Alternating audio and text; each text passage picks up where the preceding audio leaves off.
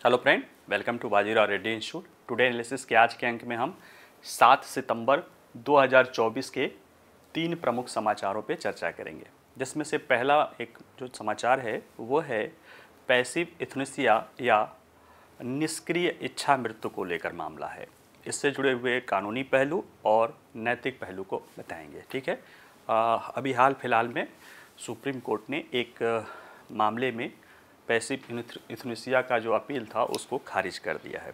समझेंगे, उस मामले को भी समझेंगे और इस पूरे मुद्दे को समझेंगे, क्योंकि ये मुद्दा सिर्फ आपके पॉलिटी से ही नहीं है, आपके इथिक्स से पहलू से भी जुड़ा हुआ है। ठीक है। इच्छा मृत्यु, सुख मृत्यु जिसे बोलते हैं, उसमें हम पैसिव इथनेसिया की बात करेंगे, क्योंकि एक्टिव इथनेसिया हमारे यहाँ तो अलाउ ही नहीं है। ठीक है। दूसरा जो समाचार है वो भी हमारे पॉलिटी से और लॉ से है, जुडिशरी से है, अपॉइंटमेंट ऑफ जजेस से है, उसमें भी हायर जुडिशरी में। इसमें सुप्रीम कोर्ट ने ये कहा है कि जब हायर जुडिशरी में नियुक्ति की मामला आए, यानी उच्च न्यायालयों में नियुक्ति का मामला आए, तो चीफ जस्टिस व्यक्तिगत रूप से फैसला नहीं ले सकते हैं। उन्हें अपना जो भी फैसला लेना होता है वो जो कोलिजियम मेंबर होता है उसके द्वारा लिया जाना चाहिए, न कि उनके द्वारा व्यक्तिगत। ठीक है। इसलिए देखिए यह है कि उच्च न्यायिक नियुक्ति प्रक्रिया किसी का व्यक्तिगत निर्णय नहीं हो सकता है। सुप्रीम कोर्ट का ये 2 जजों की पीठ का निर्णय है। हिमाचल प्रदेश के मामला है। हिमाचल प्रदेश में 2 डिस्ट्रिक्ट जजों को वहाँ के हाई कोर्ट में प्रमोशन का मामला था, तो वो भी चाहे डिस्ट्रिक्ट जजों का प्रमोशन हो या आप कर सकते हैं हाई कोर्ट में जजों की नियुक्ति हो, एक ही प्रक्रिया अपनाई जाती है। ठीक है। तीसरा जो मुद्दा है वो ये है कि महाराष्ट्र सरकार ने कल घोषणा की है कि अडानी समूह और टावर सेमीकंडक्टर, इजराइल की एक कंपनी है, सेमीकंडक्टर कंपनी है, बहुत बड़ी तो नहीं है लेकिन हाँ उसकी भी अपनी पहचान है मार्केट में, टावर सेमीकंडक्टर। ये दोनों मिलके महाराष्ट्र में रायगढ़ ज़िले में जो है पलवल की जगह है, वहाँ पे एक $10 बिलियन का जो है ये सेमीकंडक्टर जो है प्लांट लगाएंगे। 2 चरणों में लगाया जाएगा और इससे अनुमानतः जो है 15,000 के आसपास जो है रोजगार, डायरेक्ट रोजगार जनरेट होने की संभावना है। तो इस पूरे मुद्दे को समझेंगे, क्या है, कैसे है, चरण ले गई है, क्या है, और भारत में अब तक कितनी कंपनियां लग चुकी हैं, इसको समझेंगे। ठीक है। और फिर इसी पर आधारित 5 प्रश्न हैं, उन पे हम चर्चा करेंगे। सबसे पहला जो समाचार है वो हमारे लिए या किसी के लिए भी बड़ा मुश्किल है, लेकिन फिर भी पढ़ना तो है ही है। वह है निष्क्रिय इच्छा मृत्यु का जो कानूनी और नैतिक मामला। देखिए, निष्क्रिय इच्छा मृत्यु यानी इच्छा मृत्यु या एथनेसिया वो होता है जिसमें ये कहा जाता है कि जब जीवन जीना यानी जब जीवन को जारी रखना से आसान मृत्यु हो जाती है, तब लोग मृत्यु की कामना करते हैं। और सुप्रीम कोर्ट ने भी 2018 के अपने जजमेंट में ये कहा है कि भारत के संविधान का जो अनुच्छेद 21 है, जो जीवन की स्वतंत्रता देता है, उस जीवन की स्वतंत्रता का अभिन्न अंग है सम्मानपूर्वक मरने की भी स्वतंत्रता। यानी जो जीवन है उसमें सम्मानपूर्वक मरना भी शामिल है, ये सुप्रीम कोर्ट ने उसमें कहा था। और हालांकि उसके पहले ही उन्होंने पैसिव इथनेसिया के लिए या निष्क्रिय इच्छा मृत्यु की बात कह दी थी, लेकिन उस निर्णय में उसको स्थापित किया कि एक निष्क्रिय इथनेसिया या इच्छा मृत्यु की कामना की जा सकती है। आप लोगों को याद होगा एक फिल्म बनी थी, बड़ा फेमस एक्टर हैं ऋतिक रोशन जी की, गुजारिश। उसमें ऐश्वर्या राय की थी, वो जादूगर थे, वो एक्सीडेंट हो जाता है और वो पूरी कहानी जो है इथनेसिया या इच्छा मृत्यु पर चलती है। बाद में उनकी जो प्रेमिका रहती हैं उससे वो कहते हैं कि आप हमें इतना प्यार करती हैं कि हमें मार सकती हैं, तो वो नर्स रहती हैं और उनकी जान ले लेती हैं, लेकिन वो गलत है कानूनन, क्योंकि वो जागृत अवस्था में थे, चैतन्य अवस्था में थे और ऐसे और बिना किसी मेडिकल सपोर्ट के भी वो जीवित रह सकते थे। तो वो एक्टिव एथनेसिया था और वैसा करना कानूनन जुर्म है भारत में। लेकिन एक प्रक्रिया ये भी होती है कि जब लाइफ सपोर्ट सिस्टम को हटा लिया जाता है, अगर कोई व्यक्ति इस अवस्था में है जब उसे जीवित रखना संभव नहीं हो सकता है, सारे प्रमाण ये बता सकते हैं कि अब ये जीवित नहीं रह सकता है, परमानेंट वेजिटेटिव स्टेट या पीवीएस में हो जाता है, तो ऐसे में अगर बिना एक्टिव लाइफ सपोर्ट के वो नहीं जीवित रह सकता है तो पैसिव एथनेसिया में लाइफ सपोर्ट को हटा दिया जाता है और एक तरह से वो व्यक्ति मृत्यु को प्राप्त कर जाता है। तो ये मामला है। यहाँ पे अभी है कि एक मामला सुप्रीम कोर्ट में आया था, कुछ दिन पहले दिल्ली हाई कोर्ट में आया था, फिर सुप्रीम कोर्ट में आया था। 11 साल पहले का मामला है। एक माँ बाप जो है मतलब पेरेंट्स जो है अपने बच्चे के लिए इच्छा मृत्यु मांगने आए हैं। कितना सोचिए कि कितना मुश्किल प्रश्न है, ये कठिन प्रश्न है। माँ बाप के लिए भी है, डॉक्टर्स के लिए भी होती है, जजों के लिए भी होती है। कभी आप लोग गुजरे भी होंगे, अगर हो सकता है कोई ऐसा शायद ना गुजरा हो। कई बार ऐसी स्थिति होती है जब हमारे सामने फैसला करना मुश्किल हो जाता है कि हम अपने को जाने दें या रोके रखें। खैर वो कभी बाद में। आइए इस मुद्दे पर चलते हैं। चर्चा में क्यों है, देखिए एक 30 वर्षीय हरीश राणा हैं, इनको यांत्रिक रूप से जीवित नहीं रखा जा रहा था। ये मामला सामने आने के बाद दिल्ली उच्च न्यायालय और सर्वोच्च न्यायालय ने हाल ही में उनके माता पिता की उस याचिका को खारिज कर दिया जिसमें उन्होंने एक मेडिकल बोर्ड गठित करने की मांग की थी ताकि यह जांच की जा सके कि यह निष्क्रिय इच्छा मृत्यु के लिए व्यवहार्य मामला है या नहीं है। यानी उनके माता पिता ने पहले दिल्ली हाई कोर्ट में एक याचिका दायर की थी, फिर दिल्ली हाई कोर्ट ने याचिका खारिज कर दी, फिर सुप्रीम कोर्ट में एक याचिका दायर की थी कि उनके 30 वर्षीय बच्चे को, जो कि 2013 से यानी 11 साल से वो एक परमानेंट वेजिटेटिव स्टेट्स बोलते हैं या लगातार वनस्पतिक अवस्था जिसे कहते हैं, उस अवस्था में है। हालांकि कोर्ट ने पाया कि यांत्रिक रूप से इन्हें जिंदा नहीं रखा जा रहा, यानी इन्हें कोई लाइफ सपोर्ट सिस्टम नहीं है। ये इनकी हालत बहुत ही ख़राब है, यानी आप ये कह सकते हो कि 100% विकलांग हैं, चारों तरफ से सभी सारे अंग इनके विकलांग हैं। कोई और परमानेंट वेजिटेटिव स्टेट में होने के बावजूद भी वो उनका जीवन यांत्रिक या जो है लाइफ सपोर्ट पे नहीं चल रहा है, वो स्वतः से चल रहा है। ऐसे में कोर्ट ने इनके माता पिता के प्रति सहानुभूति रखते हुए भी इनकी याचिका को खारिज कर दिया। अब यहाँ मामला कई बार कानूनी और नैतिक पहलू आ जाता है। माता पिता के सामने भी क्या है कि अपने बच्चे के प्रति प्रेम है, लेकिन और भी चीज़ें हैं। कोर्ट के सामने भी देखना है, डॉक्टर्स के सामने भी ये है, कई सारे ये पहलू उलझा हुआ मामला है। आइए ज़रा सा हम इसमें देखते हैं कि कानूनी पहलू। तो अब ऐसे इस मामले ने पुनः जो है निष्क्रिय इच्छा मृत्यु या पैसिव एथनेसिया को परिभाषित करने वाले नैतिकता और कानूनी पहलू को जो है उजागर किया है, उसी को समझेंगे। देखिए भारत में वैसे तो मामले बहुत पहले हमने सुनते आए थे एक्टिव एथनेसिया के, लेकिन पहली बार कोई बड़े पैमाने पर मामला यानी अगर आया था तो अरुणा सानबग का मामला आया था 2011 में सुप्रीम कोर्ट में। एक पत्रकार रही हैं, लेखिका भी रही हैं, जस्टिस जो है लेखिका रही हैं बीना रमानी शायद नाम है उनका। उन्होंने सुप्रीम कोर्ट में अरुणा रामचंद्र सानबग मामले में जो है एक याचिका दायर की थी कि इन्हें जो है एथनेसिया या सुख मृत्यु या दया मृत्यु की दिया जाए।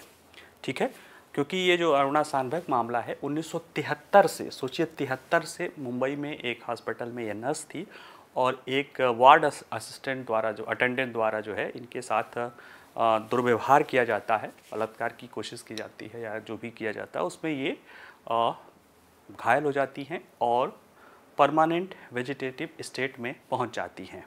बड़ी बार मैंने परमानेंट वेजिटेटिव स्टेट की बात कर ली, ज़रा उसके बारे में भी बता दूं।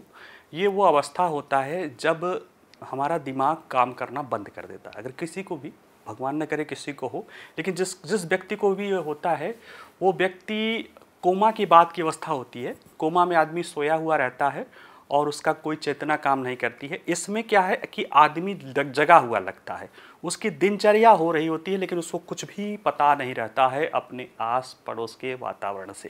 यानी एक तरह से देखा जाए तो वो जागा हुआ रहता है लेकिन उसके अंदर कोई जो है चेतना नहीं रहती। हालांकि सांस आदि चलती रहती है, बाकी और चीज़ें लाइफ भोजन आदि उसकी चलती रहती है, इसलिए उसको परमानेंट वेजिटेटिव स्टेट कहा जाता है।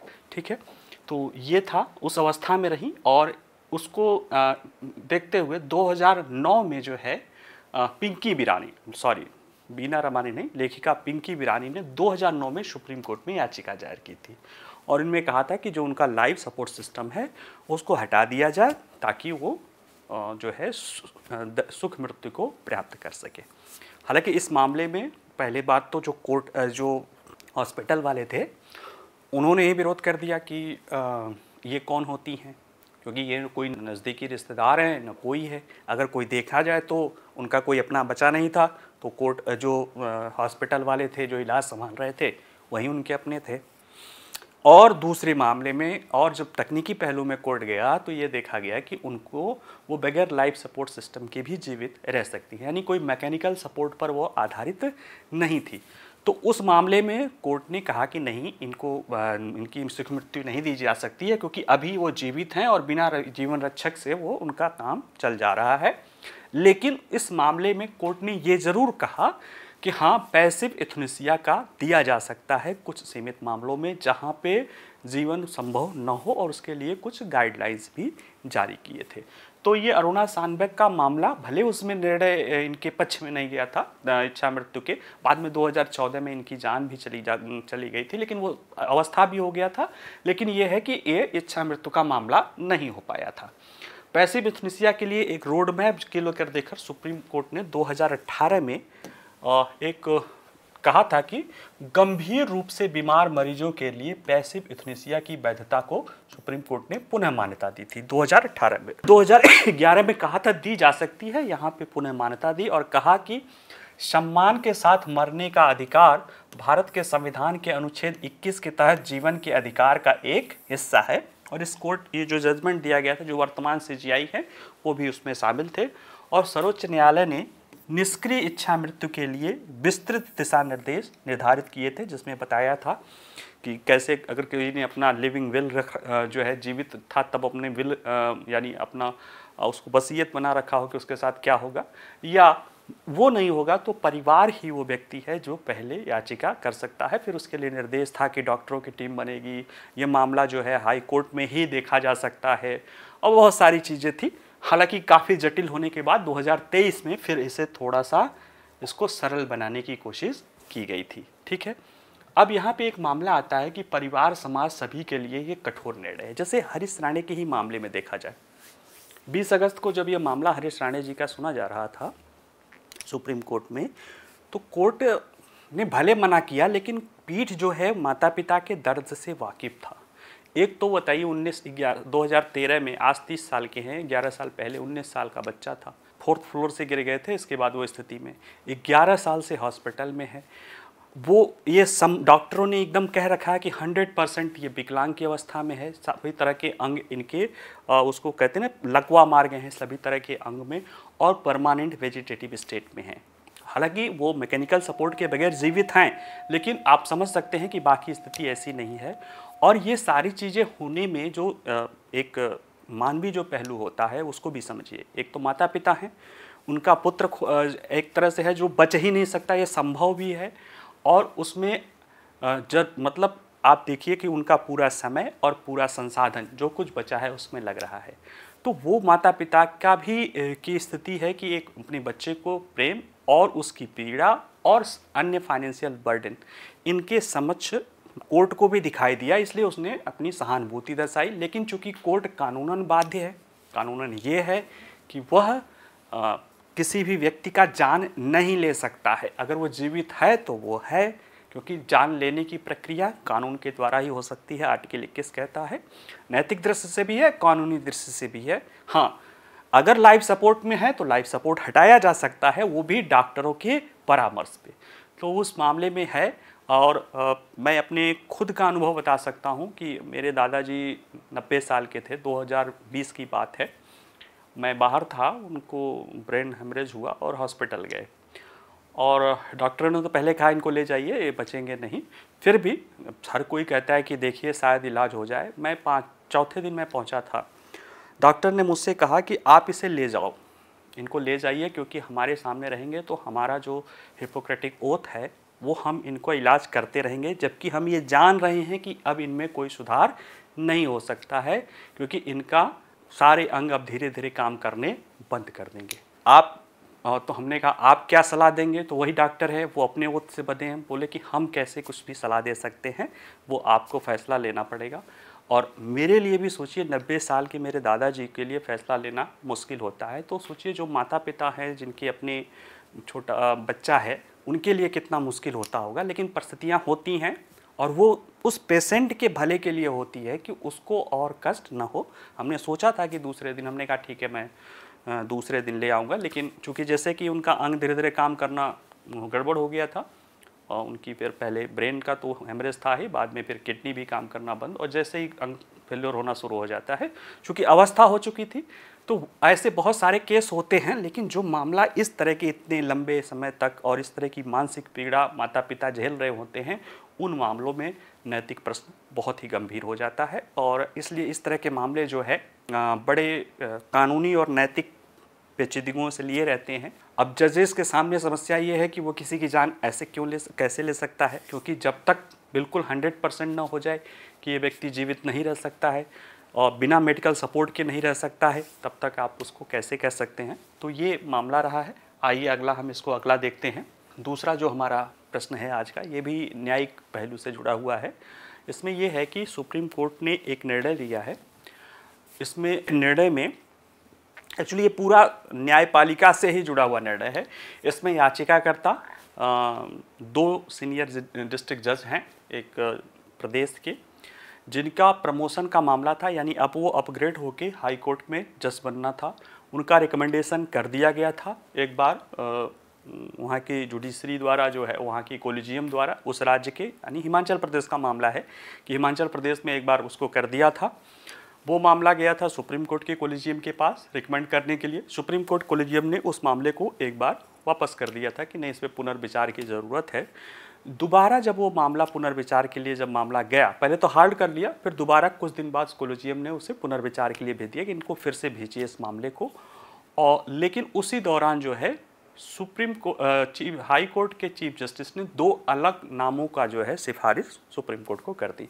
अब अगर उसको स्वीकार कर लिया जाए तो वो लोग सीनियरिटी में पीछे हो जाएंगे, और उसको लेकर उन्होंने सुप्रीम कोर्ट में याचिका कर दी थी। तो वैसे भी कोलिजियम के निर्णय का बहुत ज़्यादा रिव्यू नहीं होता है, लेकिन सुप्रीम कोर्ट ने इस मामले में कहा कि नहीं, प्रक्रियागत कमियों को देकर सीमित रूप से उसकी समीक्षा हो सकती है, जो उसने भी किया है। और इस मामले में कहा है कि न्यायिक नियुक्ति, उच्च न्यायिक नियुक्तियों के मामले में, किसी भी मामले में कोई व्यक्तिगत निर्णय का कोई महत्व नहीं होता है। हाई कोर्ट के जज का आशय होता है कि हाई कोर्ट का जज और 2 सीनियर मोस्ट जज का कोलिजियम उस पर फैसला करे। सुप्रीम कोर्ट का जज का, सुप्रीम कोर्ट के चीफ जस्टिस ऑफ इंडिया से आशय है कि चीफ जस्टिस ऑफ इंडिया अपने कोलिजियम के सदस्यों के साथ ये फैसला करे। हाई कोर्ट के मामले में उनको 2 सीनियर मोस्ट जजों से करना होता है, और अगर सुप्रीम कोर्ट का मामला है तो 4 सीनियर मोस्ट जज जो है इस मामले में फैसला लेते हैं। तो ऐसे में अगर एक व्यक्ति ने किया है तो ये पुनर्विचार के लिए पुनः ये भेज दिया गया है। तो आइए चलिए पूरे मामले को हम समझते हैं कि चर्चा में क्यों है। तो देखिए, सुप्रीम कोर्ट ने 6 सितंबर को फैसला सुनाया कि एक उच्च न्यायालय के मुख्य न्यायाधीश किसी न्यायाधीश की पदोन्नति, यानी आप समझ लीजिए कि उच्च न्यायालयों में नियुक्ति के मामलों में की गई सिफारिश पर व्यक्तिगत रूप से पुनर्विचार नहीं कर सकते, क्योंकि वह केवल उच्च न्यायालय के कॉलेजियम द्वारा सामूहिक रूप से ही ये किया जा सकता है, न कि उच्च न्यायालय। अब अगर हम देखिए, अभी हम देखेंगे और मैं बता भी देता हूँ, लिखा भी हुआ है, संविधान का अनुच्छेद 217 जो है वो हाई कोर्ट के जजेस और चीफ जस्टिस में के बारे में जो है नियुक्ति की प्रक्रिया बताता है। उसमें लिखा है कि राष्ट्रपति द्वारा हाई कोर्ट के जजेस की नियुक्ति राष्ट्रपति द्वारा किया जाता है। भारत के मुख्य न्यायाधीश, राज्यों के राज्यपाल और उस राज्य की उच्च न्यायालय के मुख्य न्यायाधीश के परामर्श पे उच्च न्यायालयों की, ठीक है। अब उसमें ये भी लिखा है कि उसमें भारत के मुख्य न्यायाधीश, जो राज्यों के राज्यपाल हैं, जो राज्यों के उच्च न्यायालय हैं, उनके जो मुख्य न्यायाधीश अपने 2 वरिष्ठतम सदस्यों के साथ जो है परामर्श करके ये बात सिफारिश भेजेंगे। और भारत के जो मुख्य न्यायाधीश हैं वो अपने के बाद 2 वरिष्ठ जजों के जो है कॉलेजियम पे इसके सिफारिश को प्रमाणित करके राष्ट्रपति के पास भेजेंगे, फिर वो नियुक्ति होगी।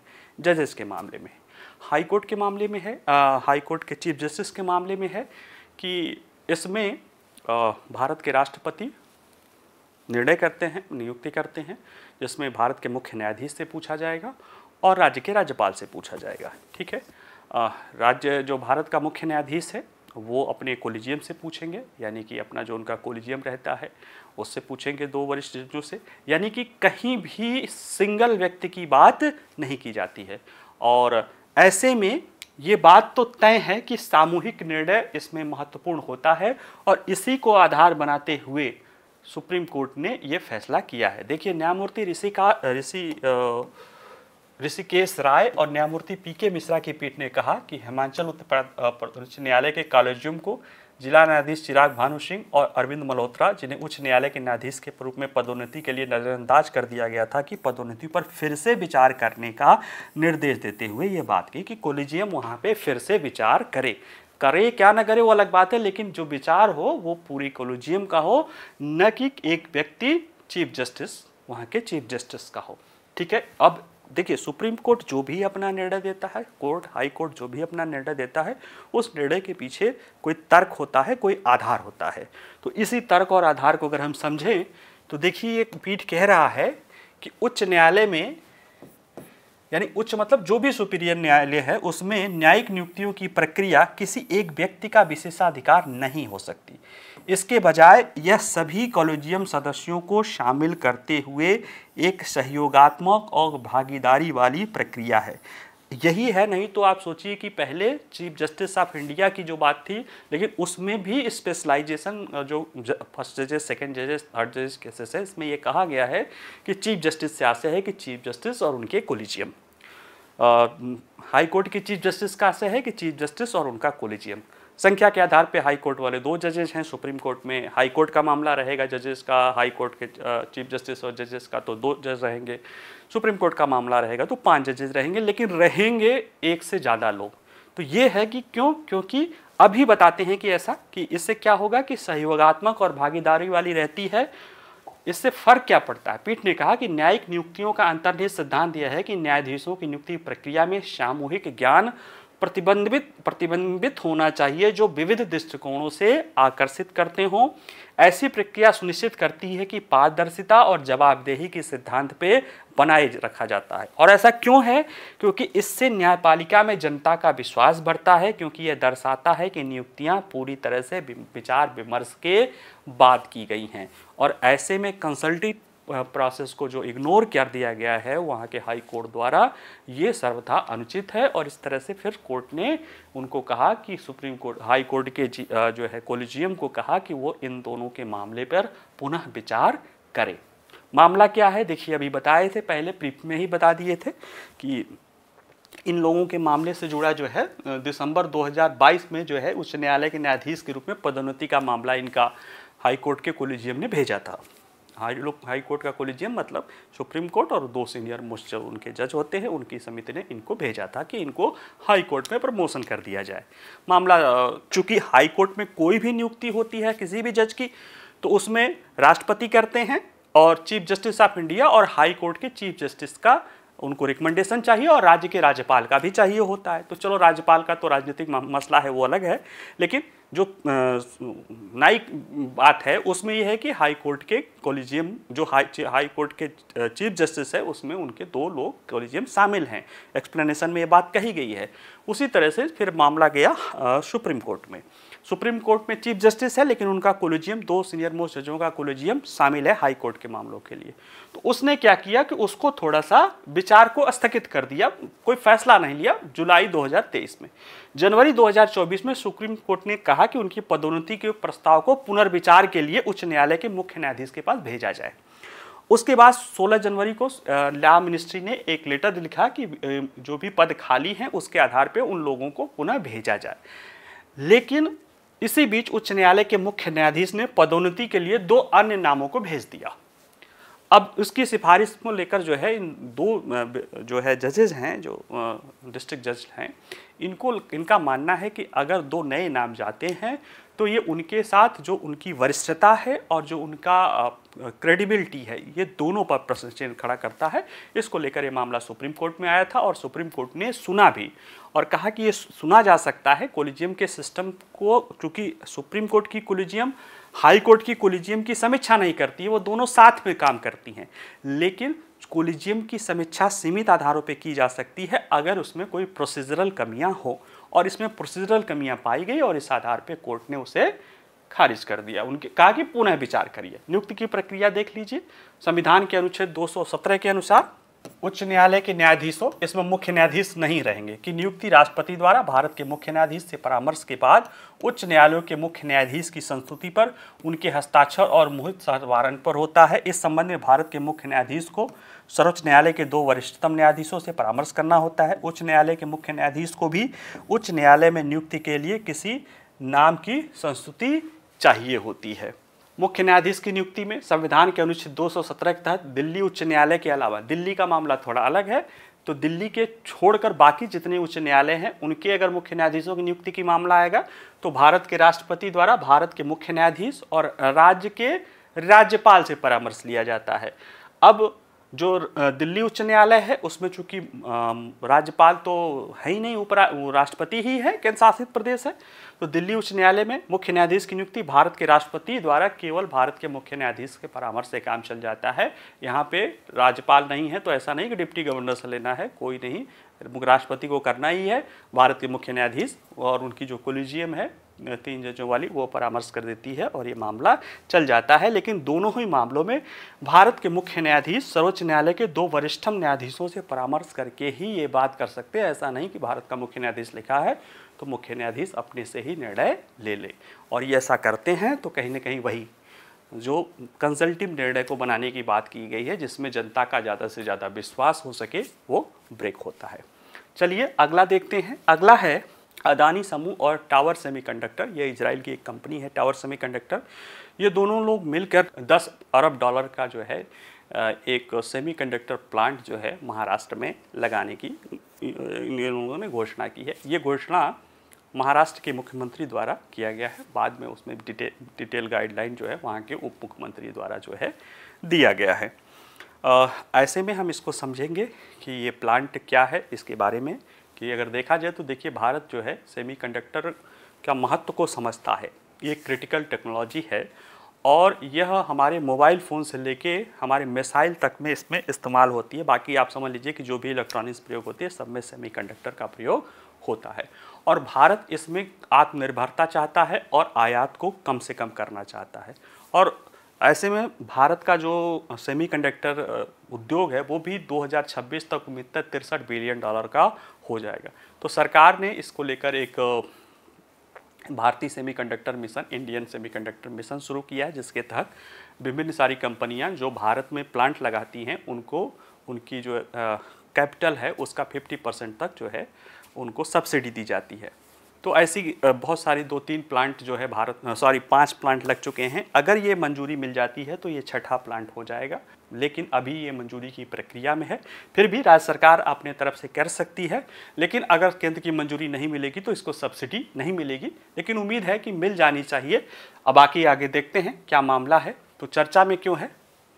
तो देखिए महाराष्ट्र के मुख्यमंत्री का कहना है कि अदानी समूह महाराष्ट्र में चिप निर्माण संयंत्र स्थापित करने के लिए इजरायली भागीदार टावर सेमीकंडक्टर के साथ $10 अरब का निवेश करने की योजना बना रही है। गौतम अदानी अभी तक कई सारे कार्य कर चुके हैं, बंदरगाह से लेकर हवाई अड्डा, अक्षय ऊर्जा, गैस, कोयला, डेटा सेंटर, मीडिया सब में है, लेकिन सेमीकंडक्टर में ये उनका पहला जो है आप कह सकते हो कदम हो सकता है। टाटा पहले भी रख चुका है, तो ये उसी तरफ चलने वाले दूसरे अगर आप देखा जाए तो भारतीय उद्योग समूह होगा।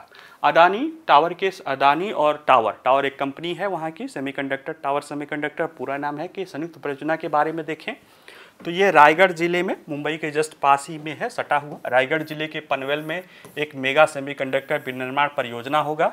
इसके पहले चरण में 58,763 करोड़ रुपए और दूसरे चरण में 25,184 करोड़ रुपए का निवेश होगा, यानी कुल निवेश 83,947 करोड़, यानी लगभग $10 अरब होगा, और इससे 15,000 लोगों को रोजगार मिलेगा, ऐसा सरकार का कहना है। इसमें जो परियोजना है इसके प्रथम चरण में अगर जब चालू हो जाएगा, प्रतिमाह 40,000 वेफर एक सीट होता है जिस पर से जो है सेमीकंडक्टर आदि बनाया जाता है, वो तैयार होगा। दूसरा चरण अगर पूरा हो जाएगा तो प्रतिमाह जो है, दोनों चरण पूरे हो जाएंगे तो प्रतिमाह 80,000 वेफर्स का निर्माण किया जाएगा। और ये जो चिप होगा इसका उपयोग ड्रोन से लेके स्मार्टफोन और अन्य गतिशील समाधानों में किया जा सकता है, इसका कहना है। जहाँ तक टावर कंपनी है, टावर सेमीकंडक्टर, इसके ये भी एक इजराइल की कंपनी है। बहुत बड़ी कंपनी तो नहीं है, लेकिन हाँ ये है कि सेमीकंडक्टर के विभिन्न कार्यों में इसको जो है अनुभव है, इसको मैन्युफैक्चरिंग का अनुभव है। और ये इजराइल, इटली, अमेरिका में चिप बनाने वाली फैक्ट्रियाँ इसमें हैं। इसकी बिक्री आप इंटेल और ताइवानी सेमीकंडक्टर मैन्युफैक्चरिंग कंपनी से मत करिए, लेकिन फिर भी ये एक इसके पास अनुभव है सेमीकंडक्टर को बनाने को लेके। ठीक है, अगर हम देखें भारत के सरकार की चिप प्रोत्साहन योजना को, तो देखिए भारत सरकार आयात पर निर्भरता कम करना चाह रहा है और देश में सेमीकंडक्टर इकाइयाँ स्थापित करने पर जोर दे रहा है। कल ही हमने पढ़ाया था कि भारत सरकार ने सिंगापुर के साथ भी जो है सेमीकंडक्टर को निर्माण के पहल के रूप में जो है एक स्ट्रेटेजिक जो है मेमोरेंडम ऑफ अंडरस्टैंडिंग साइन किया है। ताइवान के साथ भी भारत का बढ़ रहा है, तो कई सारा सरकार का बल है कि भारत में सेमीकंडक्टर्स को लेकर कम से कम आत्मनिर्भरता हासिल की जाए, क्योंकि ये क्रिटिकल प्रौद्योगिकी है। ये जो चीन पे निर्भरता है या ताइवान पे निर्भरता है, इसको कम से कम किया जा सके। ठीक है, और भारत का सेमीकंडक्टर बाजार भी बढ़ने की उम्मीद है। 2026 तक ये 63 अरब डॉलर तक बढ़ सकता है। अब ऐसे में देश में चूंकि हमारे पास कोई पहले से सेमीकंडक्टर निर्माण को लेकर कोई इकोसिस्टम नहीं है, यानी न हमारे पास उस तरह के ट्रेंड लोग हैं, न कच्चा माल उस तरह का है, न कोई प्रौद्योगिकी डिज़ाइन और इस तरह, यानी किसी भी तरह का सेमीकंडक्टर इकोसिस्टम हमारे यहाँ उपलब्ध नहीं है। अब कोई नया कंपनी अगर हम अपने यहाँ लाना चाहते हैं तो निश्चित रूप से उन्हें हमें सहयोग देना पड़ेगा, सहायता देना पड़ेगा, तभी वो हमारे यहाँ स्थापित करेंगे। ऐसे में सरकार चिप प्रोत्साहन योजना लाई है भारतीय सेमीकंडक्टर मिशन के तहत, जिसके तहत जो भी कंपनी अगर भारत में चिप लगाना, सेमीकंडक्टर प्लांट लगाना चाहती है जॉइंट में या व्यक्तिगत, और वो अगर स्वीकृत हो जाता है भारतीय सेमीकंडक्टर मिशन के तहत, तो उसके पूंजीगत व्यय का 50% जो है उसे सब्सिडी मिल सकती है। तो इस तरह से कंपनियां जो है आकर्षित होती हैं भारत में सेमीकंडक्टर को लगाने को लेके। और अगर हम देखें कि इलेक्ट्रॉनिक्स और आईटी मंत्रालय की मंजूरी लंबित, इस मामले में कुछ एक ये भी आ रहा है कि राज्य सरकार ने ये फैसला कह दिया, जबकि अभी तक ये मामला केंद्र सरकार के सेमीकंडक्टर मिशन द्वारा जो है स्वीकृत नहीं है। तो इसको लेकर कुछ लोग ये कह रहे हैं कि अगर सरकार ने स्वीकृत नहीं किया तो सब्सिडी नहीं मिलेगी, और सब्सिडी नहीं मिलेगी तो ये प्लांट चल नहीं पाएगा। तो ऐसे में जो राज्य सरकार द्वारा ये किया गया है, ये बचकाना लग रहा है। देखिए, हो सकता है, लेकिन इस पूरे मामले को अगर समझें तो केंद्र सरकार ने कभी भी ये नहीं कहा है कि राज्य सरकार अपने लेवल पे इस तरह की इकाइयाँ स्थापित करने से नहीं कर सकती। वो तो सहयोग कर रही है केंद्र सरकार की, वो राज्य सरकार ऐसा कर सकती हैं। हालांकि इन लोगों ने अपने लिए जो है सब्सिडी के लिए अप्लाई कर रखा है और केंद्र सरकार उस पर विचार कर रही है। अगर ये सब्सिडी पूरी हो जाएगी तो ये चालू हो जाएगा, और ये चालू हो जाएगा तो ये भारत का जो है छठा निर्माण सुविधा हो जाएगा, और दूसरा निर्माण सुविधा यानी मैन्युफैक्चरिंग यूनिट हो जाएगी, और छठा सेमीकंडक्टर प्लांट। सेमीकंडक्टर में कई सारे पहलू होते हैं, तो उसमें 2 निर्माण इकाई है हो जाएगी, यानी एक अभी स्थापित हुई है, एक ये और हो जाएगी, और 4 जो है, देखिए यदि भारत सेमीकंडक्टर मिशन से हरी जल मिल जाती है तो यह परियोजना भारत की दूसरी चिप निर्माण सुविधा और छठा सेमीकंडक्टर प्लांट बन जाएगा, जो या तो सिलिकॉन चिप्स का उत्पादन करता है या उनका परीक्षण और पैकेजिंग करता है। वर्तमान में 5 सेमीकंडक्टर परियोजनाएं हैं जिन्हें केंद्र सरकार ने मंजूरी दे दी है, जिसमें से एक निर्माण इकाई है, धोलेरा में निर्मित एक चिप निर्माण इकाई है, और 4 अन्य चिप पैकेजिंग इकाइयाँ शामिल हैं। रिफैब्रिकेशन होता है उसमें।